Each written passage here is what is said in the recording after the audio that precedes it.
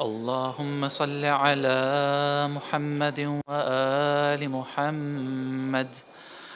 اللهم صل على محمد وآل محمد. اللهم صل على محمد وآل محمد.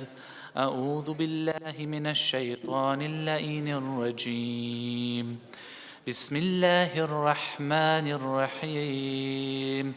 روي عن فاطمة الزهراء سلام الله عليها أنها قالت: دخل علي أبي رسول الله صلى الله عليه وآله وسلم في بعض الأيام وقال لي: يا فاطمة، إني لا أجد في بدني ضعفا. فقلت له: أعوذ بك بالله يا أبت من الضعف. فقال: يا فاطمة، ائتيني بالكساء اليماني وغطيني به.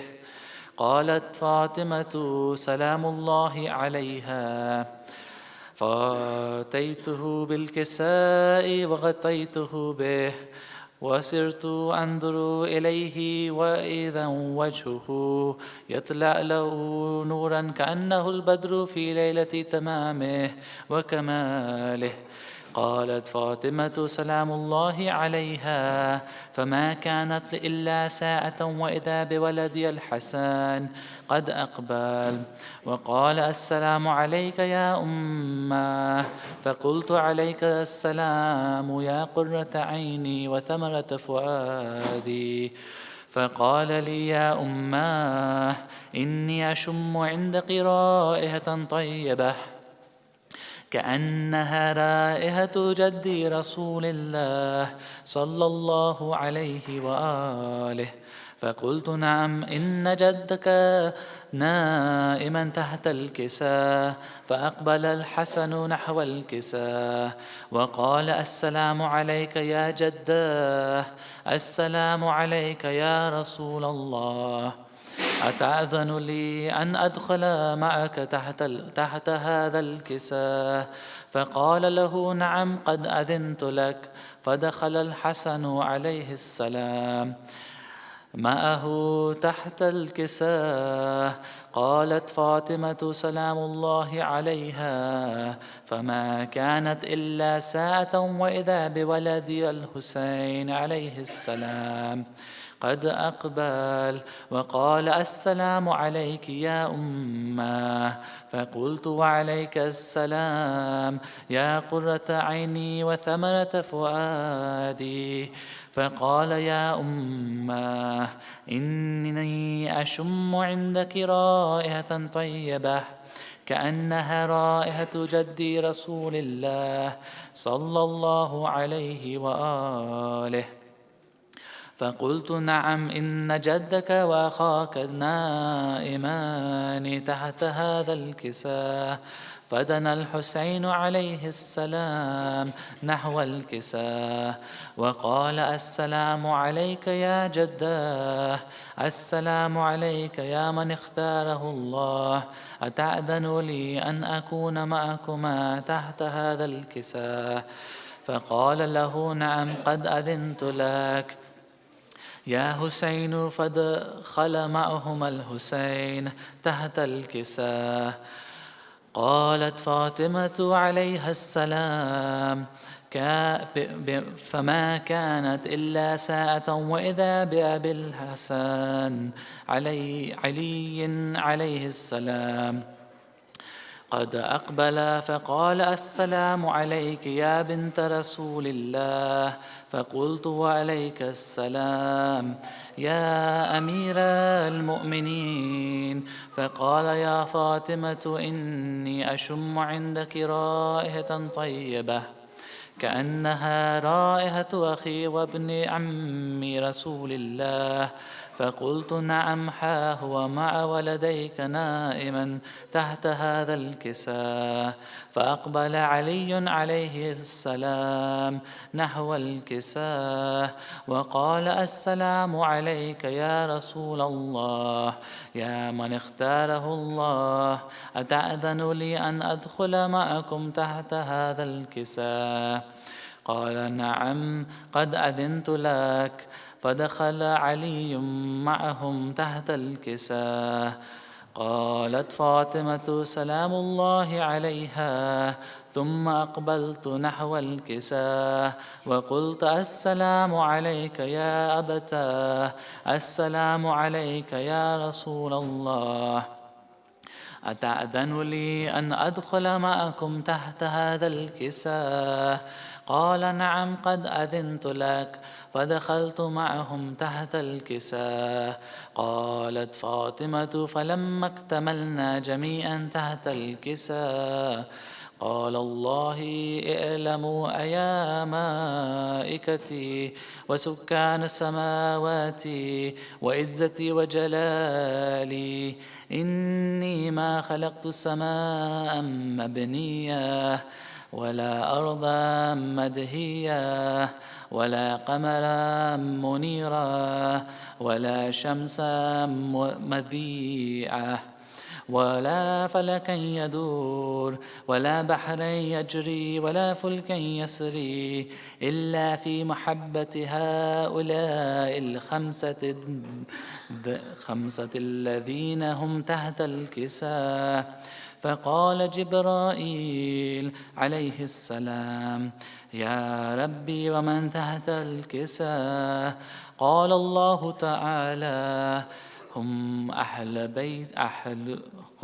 البيت النبوة ومعدن الرسالة، هم فاطمة وأبوها وبعلها وبنوها.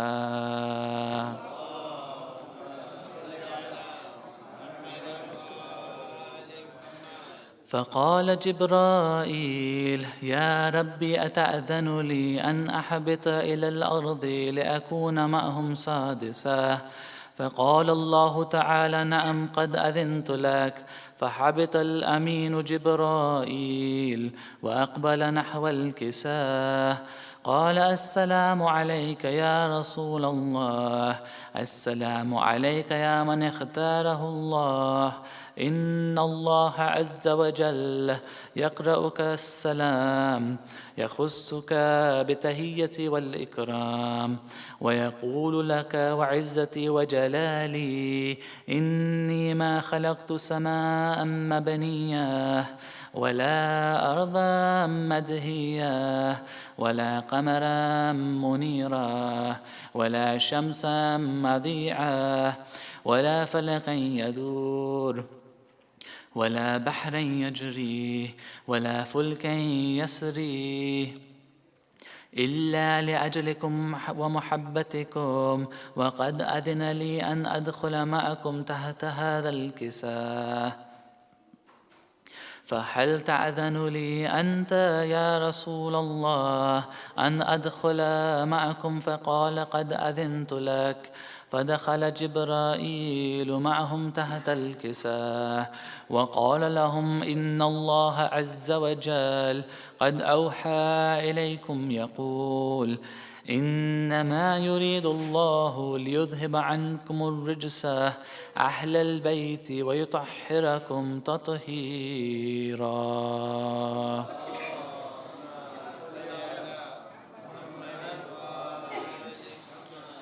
فقال علي عليه السلام يا رسول الله أخبرني ما لجلوسنا هذا تحت الكساء من الفضل عند الله تعالى.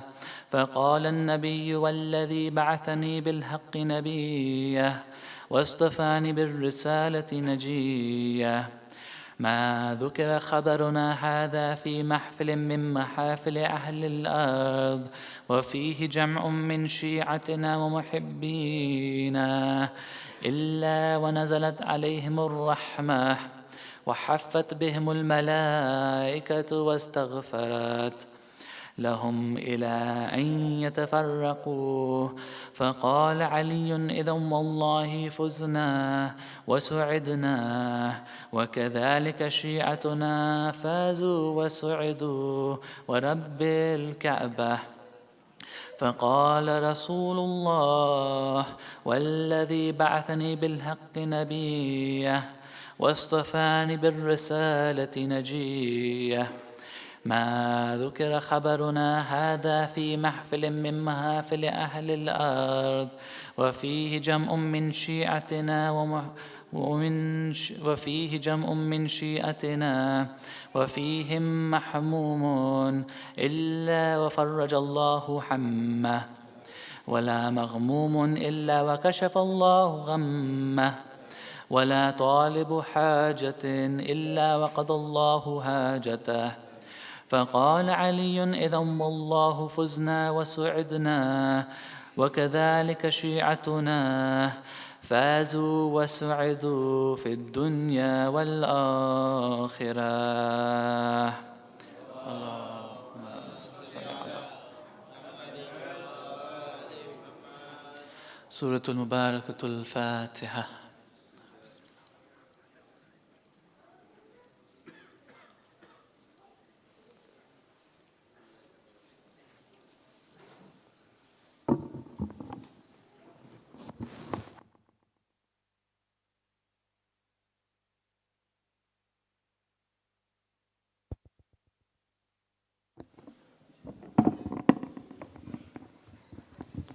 افضل السلام محمد وآل محمد.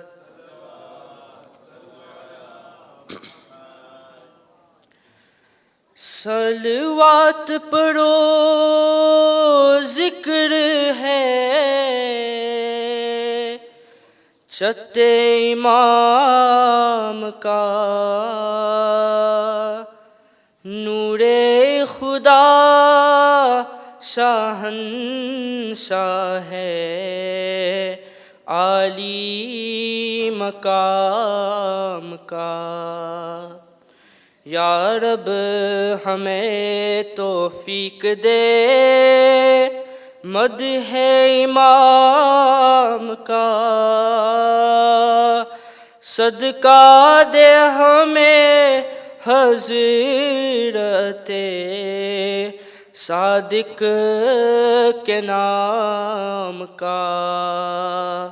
ہے عاشق سبحان امام جعفر صادق، ہے دین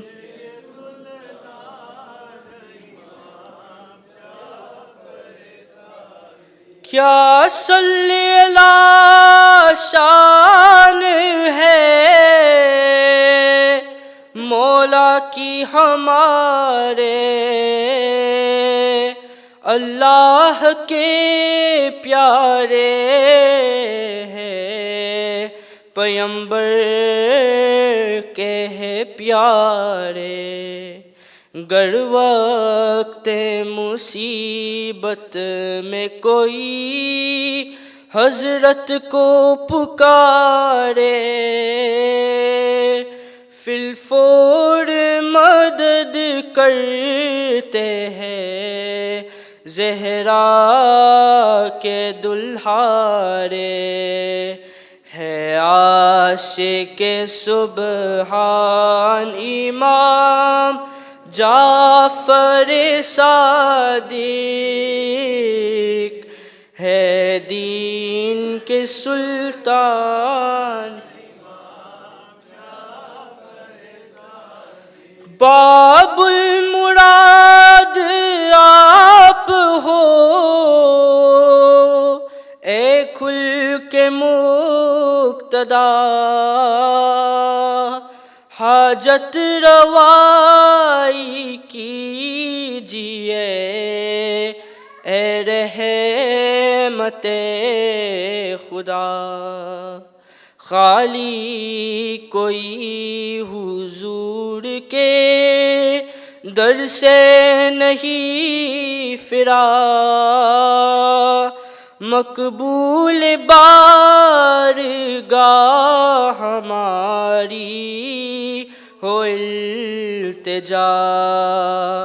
ہے عاشق سبحان امام جعفر صادق ہے دین کے سلطان امام. آقا تمہیں ہے احمدو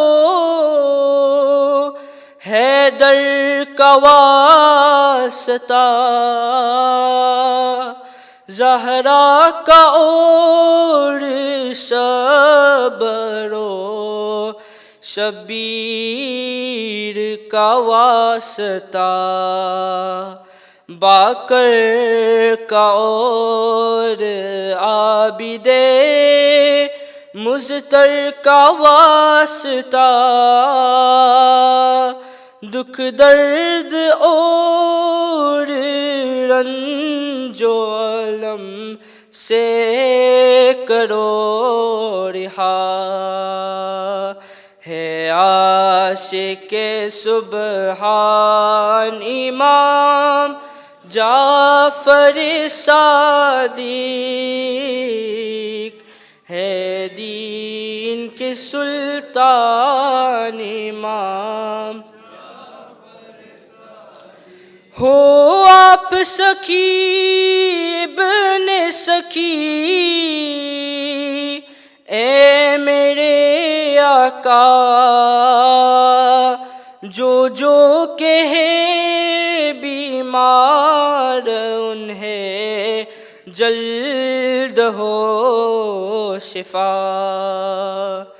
لا ولد کو اولاد ہو اے خاصہ خدا،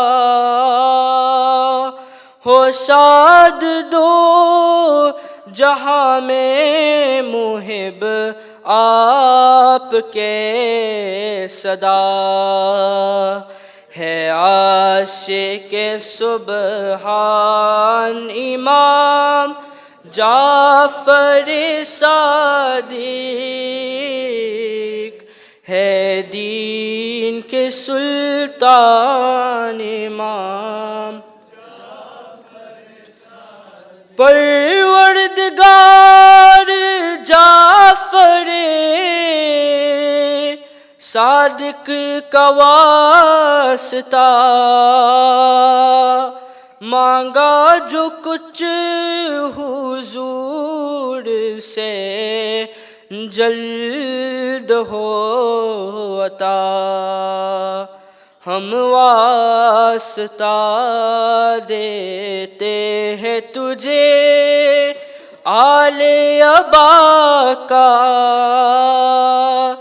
سب شیعوں کی مقبول الہی ہو التجا، ہے عاشق سبحان امام جعفر صادق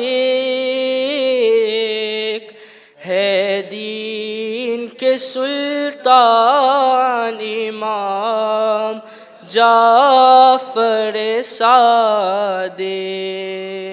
پر محمد وعلی محمد صلوات.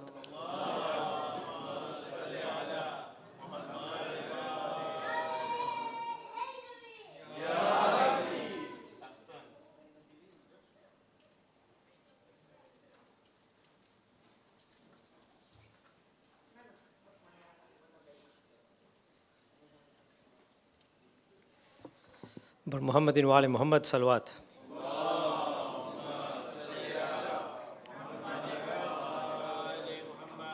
So my dear scholars, brothers, sisters and children, Assalamu alaikum wa rahmatullahi wa barakatuh.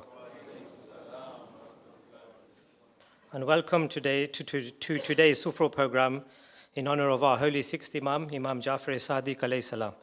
Allahumma salli ala Muhammad wa ali Muhammad. And before tonight's lecture, I have 4 quick announcements.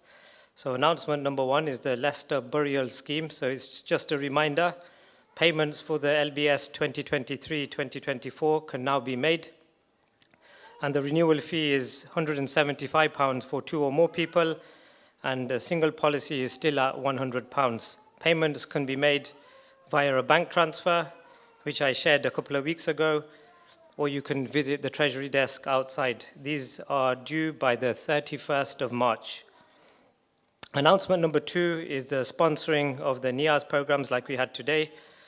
So there are still opportunities to sponsor the 3rd, 4th, and 5th of Shaban when we have the 3 Imams Kushali. And then we also have the 15th of Shaban for Imam Mahdi alayhi salam. Salawat. Allahumma salli ala Muhammadin wa ali Muhammad. And these programs are the right of the mosque and the heartbeat of our mosque. It gets us all together as a community. So if we encourage everyone to contribute as much as they can towards these Niyaz programs. And if you would like to sponsor a Niyaz program or even part of a Niyaz program, then please contact our president, Brother Samir Rajani. And then announcement number 3 is the Syria-Turkey earthquake collection. As I shared yesterday on WhatsApp, thousands of people from infants to elderly have lost their lives, and many, many thousands have lost their homes, all within minutes when the earthquake struck. I think I read there's an estimated 8,000 buildings that have been destroyed, and the people of Syria and Turkey need our immediate support and assistance. So tonight we want to collect as much as possible, and we urge you all, whatever change you have, whether it be £1, £5, £10, or even more, make your contribution to the Treasury desk. And those watching online, you can make that bank transfer using our bank transfer link. And may Allah subhanahu wa ta'ala reward you immensely and also protect the people of Syria and Iraq. La ilaha min. Announcement number 4 is the extraordinary meeting, MKSI Transformation Project. So as you know, I sent another message out, I think a couple of days ago. The management committee have organized an extraordinary general meeting to give an update on the MKSI Transformation Project. This will be a good opportunity to get an update on the achievements so far and the deliverables going forward. So we encourage all members to attend as we are very close to initiating this project, which will impact each and every one of us in this hall and in the ladies' hall. The meeting will also be available for members to dial into remotely, and the dial-in details will be showed closer to the time. So we urge all our members to attend that meeting, inshallah. Okay, so that wraps up the announcements. It's now time for tonight's sermon. So let's welcome Brother Muhammad Ali Muraj to the mimbar with 3 loud salawats, please. Allahumma salli ala Muhammad wa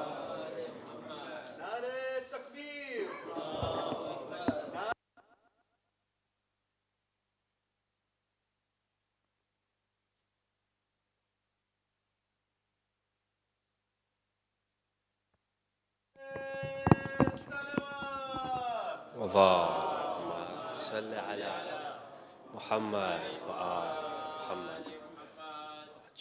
سورة المباركة الفاتحة. بسم الله.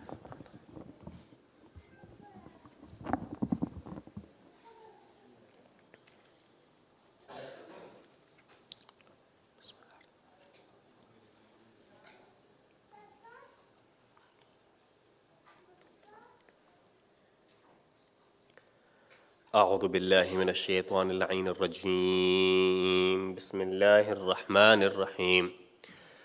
الحمد لله رب العالمين. الحمد لله الذي هدانا لهذا وما كنا لنهتدي لولا أن هدانا الله. لقد جاءت رسل ربنا بالحق. الصلاة والسلام على أشرف الأنبياء المرسلين خاتم النبيين سيدنا ونبينا ومولانا أبي القاسم المصطفى محمد.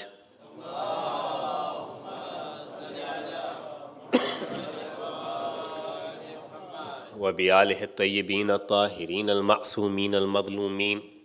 وصل على صاحب الدعوة النبوية والسولة الحيدرية والإسمة الفاطمية والحلم الحسنية والشجاعة الحسينية وصبر السجادية وآثار الباقرية ومؤاسر الصادقية وعلوم الكاظمية وهجج رضوية وجود التقوية والنقاوة النقوية والهيبة الأسكرية والغيبة إلهية والقائمة بالحق.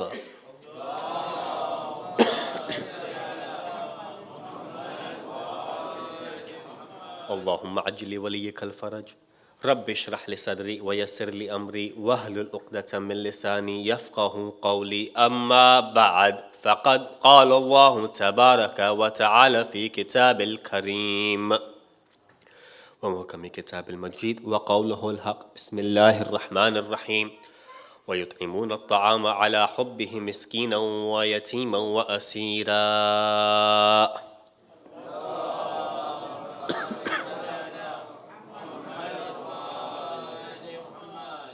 The 22nd night of Rajab, the event that we've all gathered here tonight, is an event that many of the believers, many of the mu'mineen, especially from the Indo-Pak region, associated with the Nadr, with the Niyaz, and with the Sufra of our sixth beloved Imam, Imam Jafar Sadiq.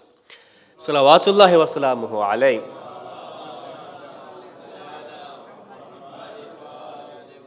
And as my esteemed audience already knows, as has been told, has already been told by many a great scholar before me in this very pulpit, that although there exists no authentic tradition which supports the Sufro of Imam Jafar Sadiq on this specific day, such an act where mu'mineen and where believers feed one another in the name of Imam Jafar Sadiq alayhi salam is one that is no doubt to be encouraged and no doubt to be continued for generations to come. And you find that the believers, the mu'mineen, feed in the name of every single member of the Ahlul Bayt, and in doing so try and gain the pleasure of Allah subhanahu wa ta'ala.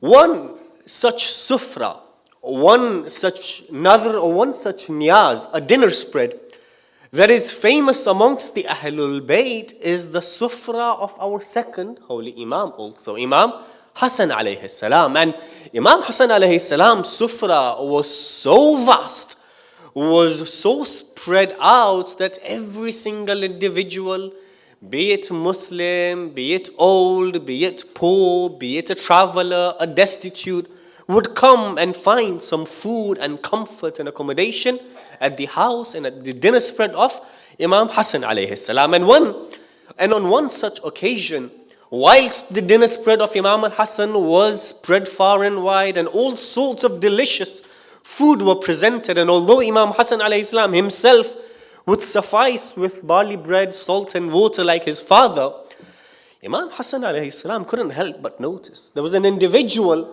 that was seated at his spread, seated at his sufra, and he would eat one morsel and he would keep another morsel to the side. He would eat one morsel and keep the other on the side. So when Imam Husayn alayhi salam noticed this, he approached that individual and he said, "Oh man, look, by the grace of Allah subhanahu wa ta'ala, we have been blessed and there is plenty of food to go around. You don't need to eat one morsel and save the other morsel for your children. Allah subhanahu wa ta'ala has blessed us, and inshallah we will give you a lot of food to take away so that you can go back with your family with ample and plenty of food." That individual says to Imam al-Hasan that it is not for me that I am saving this food, nor is it for my family that I am saving this food. He says that I am a traveler and I don't travel with my wife, with my family, with my children. However, on the way to this sufra, on the way to this dinner spread, I came across a man inside the mosque who was eating scrap mixed barley flour with water and salt. And it was so difficult for me to even fathom to eat that. I was thinking for himself that he's such a poor individual that I need to take some food takeaway for him. At this point, Imam Husayn alayhi salam understood exactly who he was talking about. And he said, "Oh man, oh traveler, this man that you speak of is not a poor beggar of any old street, but rather he is Amirul Mu'mineen, the commander of the faithful, the caliph of the time, my respected father Ali ibn Abi Talib salawatullahi wa salamuhu alayhi." He says that my father has divorced the world, and although he can eat whatever food he wishes to, he chooses to eat barley mixed with water and salt. And an Urdu poet very beautifully depicts this incident by a couplet, which I would like to share with you. ये बात और है कि वो बोरिया नशीन था मगर. It's a completely different matter itself, that he himself would carry his sleeping bag with him. ये बात और है कि वो बोरिया नशीन था मगर हमेशा ज़ेरे कदम तख्त व ताज रखता था. Every time he would keep the crown and the throne and the wealth and the power underneath his feet. ये बात और है कि वो बोरिया नशीन था मगर हमेशा ज़ेरे कदम तख्त व ताज रखता था. अजीब शख्स था, what a man he was. अजीब शख्स तफाकों में जी रहा था मगर, what a man he was. He would eat like a beggar, he would eat like a poor person, लेकिन अपनी मुट्ठी में सबका अनाज रखता था. In his mutti, in his fist, he would hold the distribution of grain for everyone. This is Amirul Mu'minin. He had divorced the world. However, the Sufro of Imam Hassan alayhi salam, as like the Sufro of any other member of the Ahlul Bayt, is a Sufra that was wide, that was spread, and it was something that they would encourage. They would themselves practice, but they would also encourage the believers and the mu'mineen to do. And therefore tonight, being a night that is associated with the nadr, with the niyaz and the Sufra of Imam Jafar Sadiq, salawatullahi wa salamuhu alayhi, the topic of discussion that I have titled tonight is to go back to basics tonight. And in that going back to basics, it's titled the importance of guests, of feeding others, of feeding one another. And although we will discuss verses from the ayat, from the Quran, from the traditions, a lot of importance will be given to the traditions and to the stories by Imam Jafar Sadiq alayhi salam. And in doing so, inshallah, we will discuss first and foremost the importance of guests, the benefits of feeding others, and we'll slightly touch upon the etiquettes of hosting guests and on how to act as guests. Now, let us now comment our topic of feeding others and importance of guests. The Holy Prophet has been quoted to have said that whenever Allah subhanahu wa ta'ala wishes to bestow upon a nation, whenever Allah subhanahu wa ta'ala wishes to bless upon a community with prosperity, with happiness, with success, He bestows them with a gift. So the companions that were present around the Holy Prophet, they asked, Ya Rasulullah, what gift is it that Allah bestows upon the nation that He likes, that He wishes prosperity, success and happiness? At this point the Holy Prophet says He wishes upon them guest. Guest is a gift from Allah subhanahu wa ta'ala, an important, a special, an honorable gift. Never for a moment think that when a guest comes, it's going to be a financial burden upon me. How am I going to take care of him? How am I going to meet his needs? For the Holy Prophet has said that when a guest comes, he brings his apportionment of rizq with him. And not only that, when he leaves, he takes away the burdens and the sins and the liabilities of the host with him.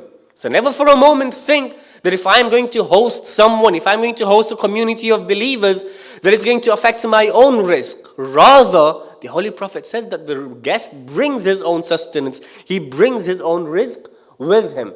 And there's multiple traditions about sustenance that we'll come to a little bit later.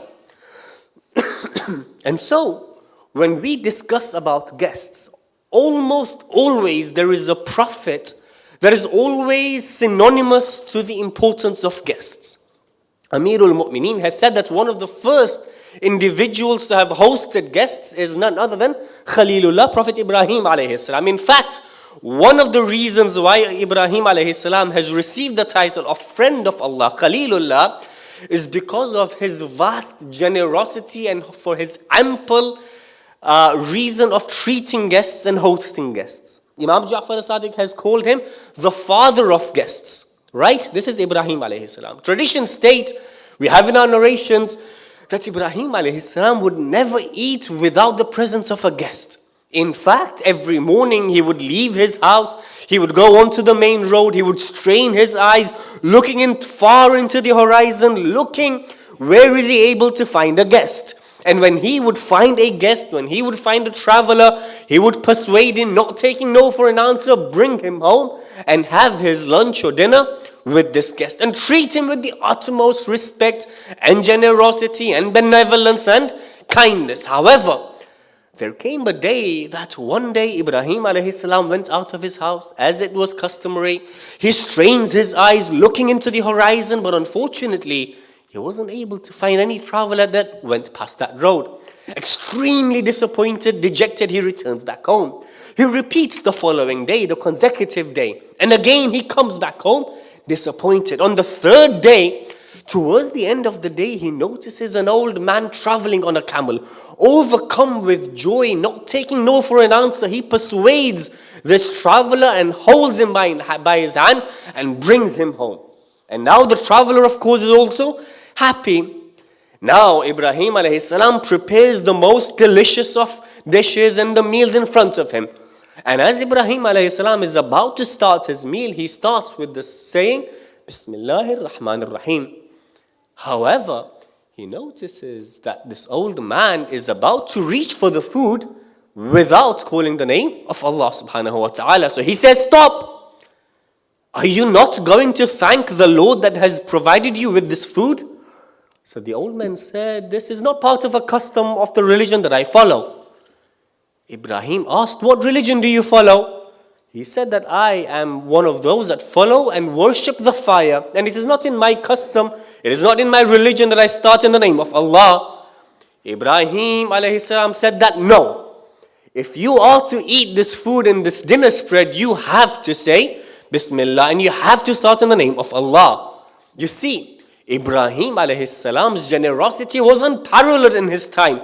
However, his love for Allah subhanahu wa ta'ala was so overwhelmingly strong that he wasn't able to fathom that how can an individual eat from the food provided by Allah subhanahu wa ta'ala without thanking Allah subhanahu wa ta'ala. So Ibrahim and this old man now started a heated debate.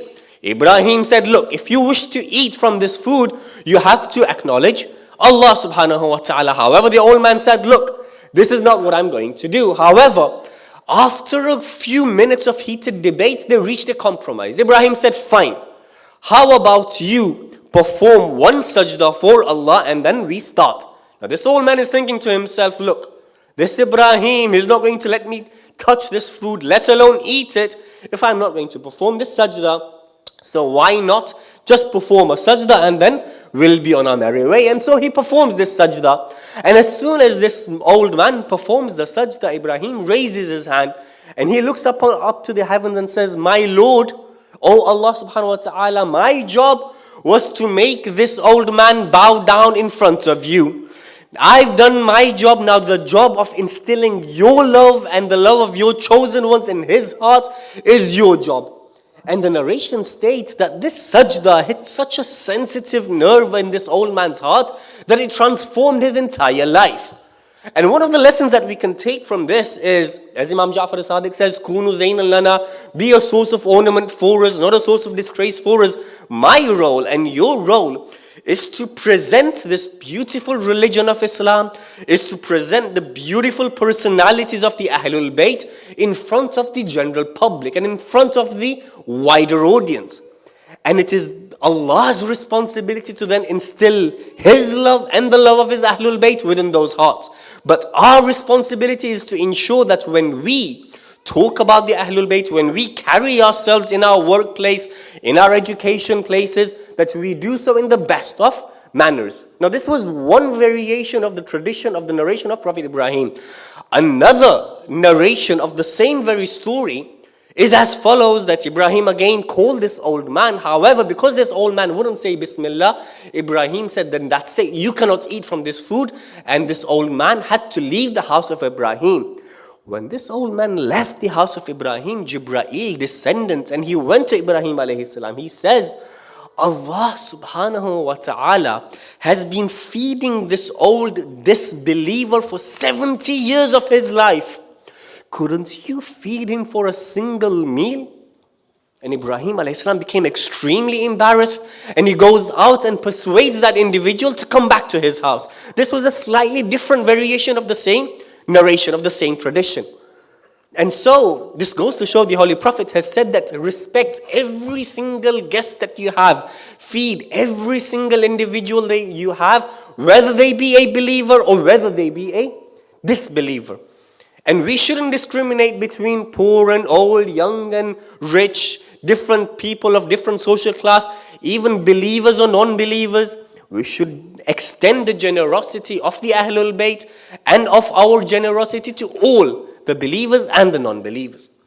And so trying to now progress our conversation on the importance of guests, no doubt, the Ahlul Bayt and the lives of the Imams and the Prophets are the best of role models for us to emulate, especially when it comes to feeding others. And we see that every single Imam, all our Prophets would encourage this act of feeding other people.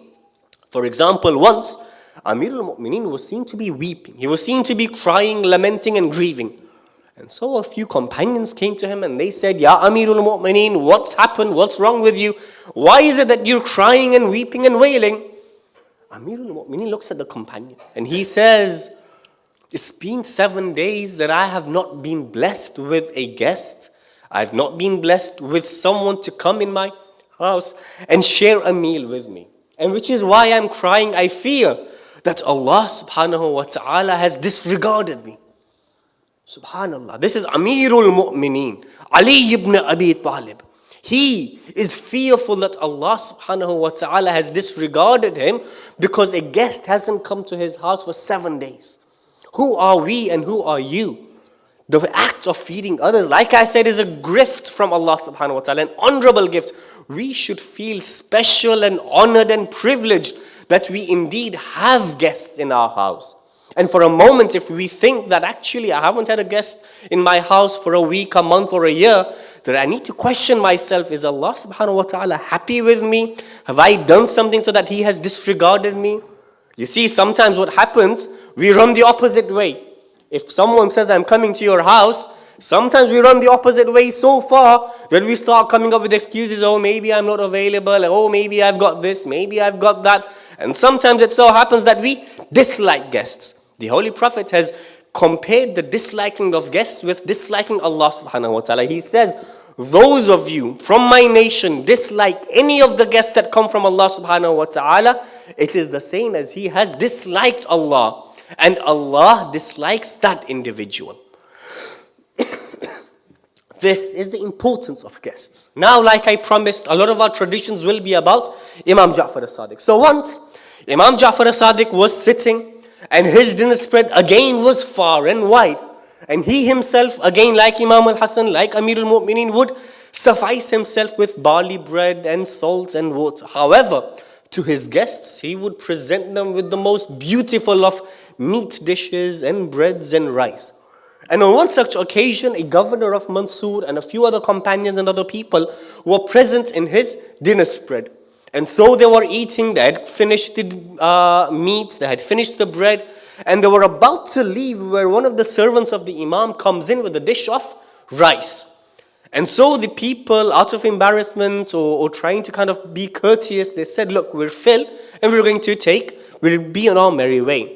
So the Imam tried to persuade them, trying to encourage them to sit down. He said, no, look, those that love us, those that take care of us, will eat with us in our dinner spread, and those that love us more will eat more with us. And so they all sat back down and continued eating. And whilst they were eating, Imam Jafar as-Sadiq retorts, he remarks, and he says that in fact once the Holy Prophet was seated in Medina, and again an Ansar came with a dish of rice. And at that point there was Salman, there was Miqdad, there was Abu Dhar. And when this Ansar, when this companion brought a dish of rice with them, again these companions tried to excuse themselves. So the Holy Prophet said that, no, sit down, join me, let's all eat together. For those of you that eat with me, love me more. And similarly, Imam Jafar as-Sadiq was trying to encourage believers that, look, if you love me, you'll eat with us more. Which is why many of our elders, whenever we go to their houses to eat food, many of us will put food forcefully in our plates. Now, I don't recommend you putting forcefully food in one another's plate, but this is where it comes from. Imam Jafar Sadiq, the Holy Prophet, would try and encourage and be good hosts and be good entertainers to their guests. And they would try and encourage people to eat within their dinner spreads. Now, Imam Jafar Sadiq's, like I said, dinner spread was so wide that he would continue feeding other people. Now, there are a few companions, a few people, they come to Imam Sadiq and they say, Ya Imam Sadiq, why do you feed people so much? You need to take care of your financial situation yourself.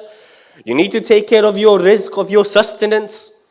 Imam Jafar Sadiq says, look, Allah subhanahu wa ta'ala has given me sustenance. And when I feed others, the sustenance comes from Him. And if the sustenance was to be reduced, then I would have also reduced. But the fact that my sustenance keeps on increasing and increasing and increasing means that I'm able to feed other mu'mineen and other believers more and more. In fact, Rasulullah states, those that feed other people, sustenance comes fast to them, faster, quicker than a knife cutting through a flesh. This is the benefit of feeding others. Never for a moment think that it is going to be a financial burden or a burden on us when it comes to feeding others. And so Imam Jafar Sadiq, in the spirit of his traditions, we continue. One day, Imam Sadiq looks at an individual by the name of Thabit. And he says, my companion Thabit, do you free a slave every single day? So the companion looks at Imam Sadiq and he says, my Mawla, my financial position, my financial power doesn't allow me to free a slave every single day. The Imam says, look, do you feed mu'mineen either a lunch or a dinner? He says, yes, that I'm able to do. He says, then I swear by Allah subhanahu wa ta'ala, if you do that, then it's the same way that you're freeing a slave every single day, or for believers or for mu'mineen. And similarly, another tradition, Sudair. Imam again asks him the same question, oh Sudair, do you not free a slave every single day? He says again, my financial position doesn't allow me to free a slave every single day. And again the Imam says, oh Sudair, if you are to feed an individual either a lunch or a dinner, then it is as if you have freed a slave every single day. And then Sudair asks a very important question. He says, oh Imam, does it matter whether the person that I feed is a poor person or is a well-to-do individual?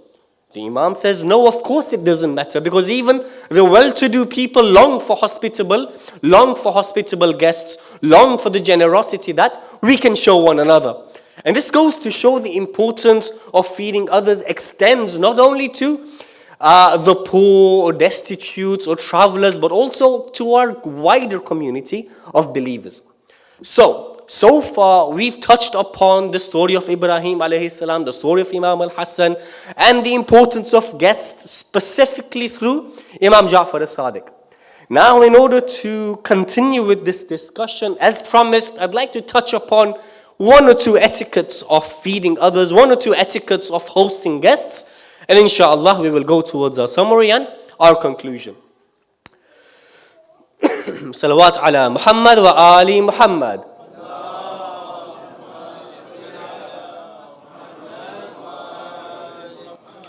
It has been narrated in a mutawatir hadith, a hadith that has been mass transmitted across generations and is deemed to be authentic. In this tradition, the Holy Prophet says that whosoever believes in Allah subhanahu wa ta'ala, whosoever believes in the Day of Judgment must be good to his guests and act with kindness and be a good host. Here, it is extremely important that when you have a guest, whether they're uninvited or invited, if they're invited, like Imam Jafar Sadiq says, then you have to put in the extra effort to make it special for them. However, if they've come in uninvited, then you present to them whatever you have in your house and try and make their stay the most comfortable.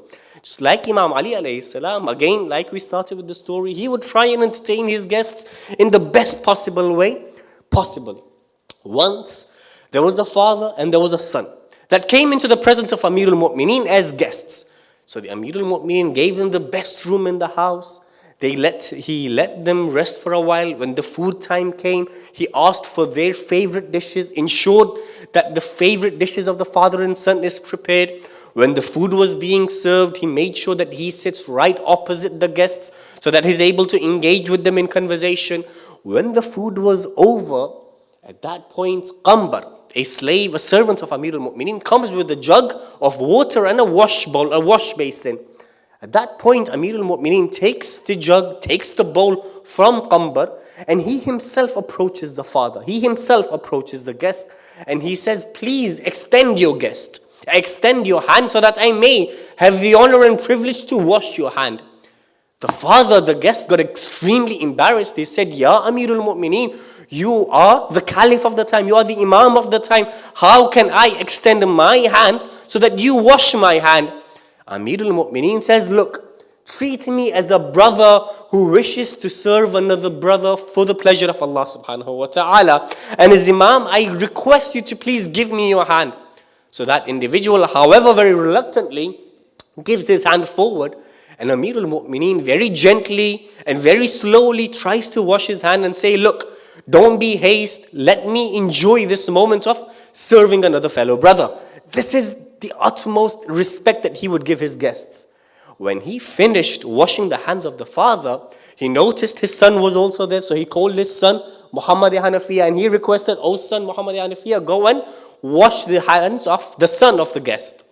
And whilst Muhammad Hanafiya was washing the hands of the guest, Amir al-Mu'mineen turns towards the son and he says, look, if your father was here, I had to give him the privilege and the honor of washing his hand. However, if your father wasn't present in the gathering today, then by Allah, I myself would have taken the honor and the privilege to wash your hand.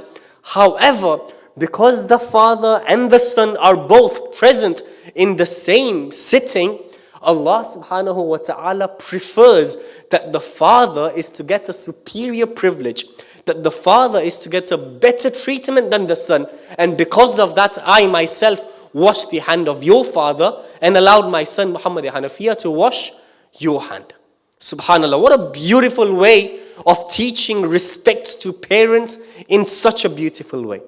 So this was one of the stories when it came to treating guests. Salawat ala Muhammad wa ali Muhammad.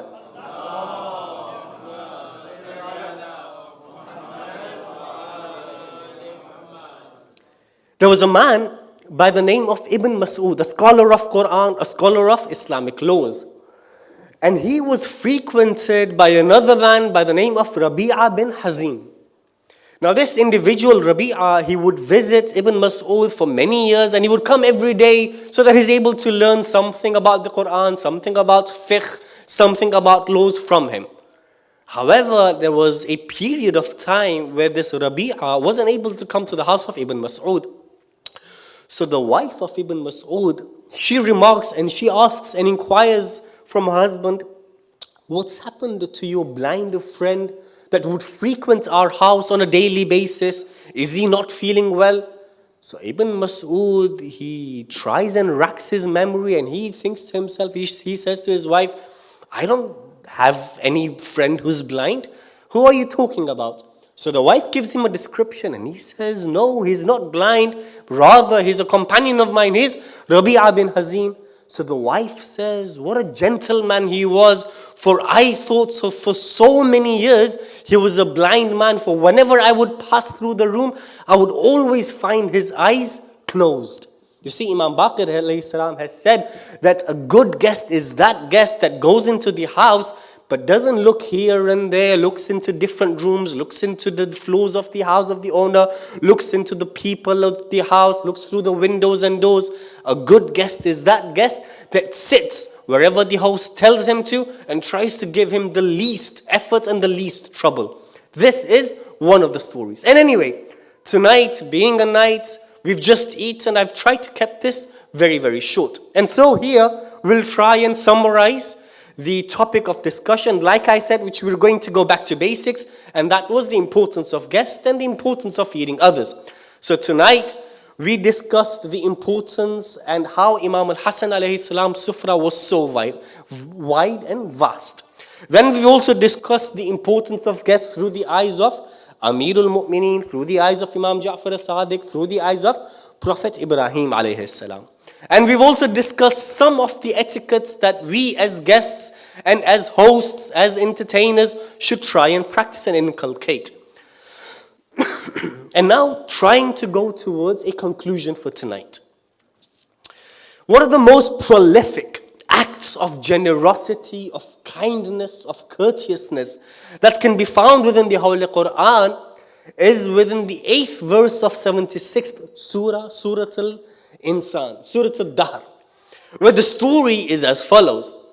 The Holy Prophet notices that Imam al-Hassan, Imam al-Husayn, at a very tender age are not feeling well. And so he suggests to Amir al-Mu'mineen and Lady Fatima that why don't you keep a vow, another, that should your Hassanain be well, then you will keep a vow of fasting for 3 days. And so Amir al-Mu'mineen, Lady Fatima, Lady Fidda, and also Imam Hassan and Husayn keep a vow of fasting for 3 days. And on the first day after Imam Hassan alayhi salam and Imam Husayn alayhi salam were well, they started fasting. And because Imam Ali alayhi salam's financial position wasn't able to extend that much, so he had to go out and borrow some money so that he was able to buy a bag of barley flour. And so Lady Fatima grounded that flour, 1/3 of it, and baked some breads out of it. And when these 5 individuals were about to break their fasts, it was iftar and maghrib time, a knock came at the door, and the knock said, "O the household of Muhammad, O the household of Prophet, will you not be able to spare some loaves of bread for this poor, destitute and beggar?" And so all of the 5 individuals of the household, Amirul Mu'mineen, Lady Fatima, Lady Fidda, and Hassan and Husayn departed with their bread, and they only broke their fast with nothing but water. And again on the second night, as my elders know better than I do, a miskeen, and then a yatim, and then a captive comes. And on all 3 nights they again give all of their breads that they had, and they continued breaking their fast with nothing but water. Allah subhanahu wa ta'ala loved this act of generosity so much. He loved this act of kindness so much that he revealed Surah Al-Dahr, the 8th verse of Surah Al-Dahr, وَيُطْعِمُونَ الطَّعَامَ عَلَى حُبِّهِ مِسْكِينًا وَيَتِيمًا وَأَسِيرًا. And they feed for the love of Allah subhanahu wa ta'ala the poor, the captive, and the yatim. You see, brothers and sisters, it is one thing to feed other people when you have the financial means. However, when you yourself don't have any food at your home, to feed at that point is the true level of generosity, the true pinnacle of generosity. Allah subhanahu wa ta'ala loves this act so much.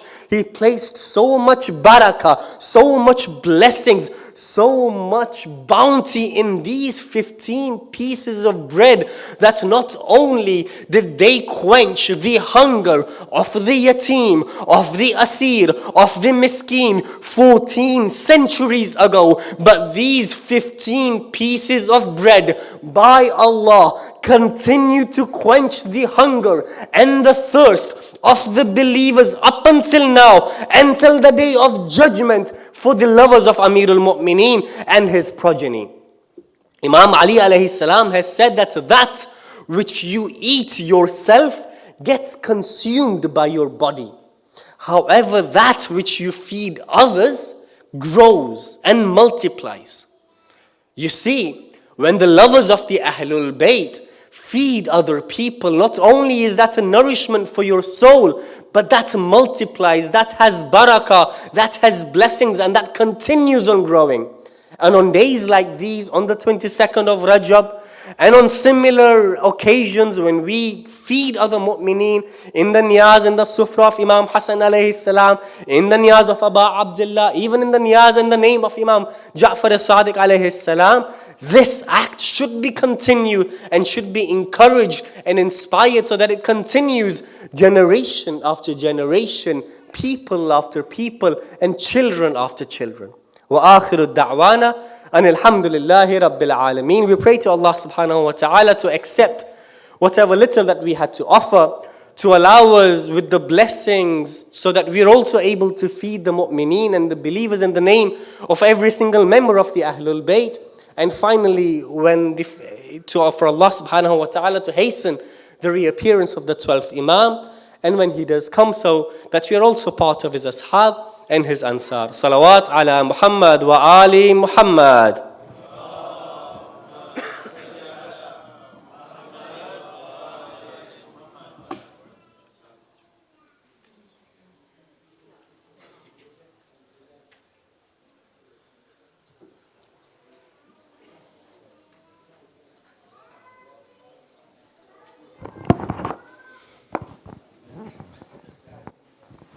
السلام عليك يا رسول الله، السلام عليك يا مولاي يا أمير المؤمنين ولي الله، السلام عليك يا فاطمة الزهراء سيدة نساء العالمين، السلام عليك يا مولاي يا أبا محمد الحسن المجتبى، السلام عليك يا مولاي يا أبا عبد الله الحسين وعلى علي بن الحسين وعلى أولاد الحسين وعلى أصحاب الحسين جميعا ورحمة الله وبركاته. السلام عليك يا مولى وابن مولى يا غريب الغرباء يا معين الضعفاء والفقراء، السلطان أبا الحسن مولانا علي بن موسى الرضا، كن شفينا وشفي والدينا في يوم الجزاء. وفقنا الله لزيارتك يا مولاي، ورزقنا الله شفاعتك في الدنيا والآخرة. السلام عليك وعلى أختك فاطمة المعصومة جميعا ورحمة الله وبركاته. السلام عليك يا مولانا يا حجة الله يا ابن الحسن يا صاحب الزمان سيدي، الأمان الأمان الأمان من فتنة الزمان من شر الزمان. السلام عليك يا خليفة الرحمن ويا كعبة الإيمان ويا إمامنا وإمام الإنس والجان، عجل الله فرجك وسهل الله تعالى مخرجك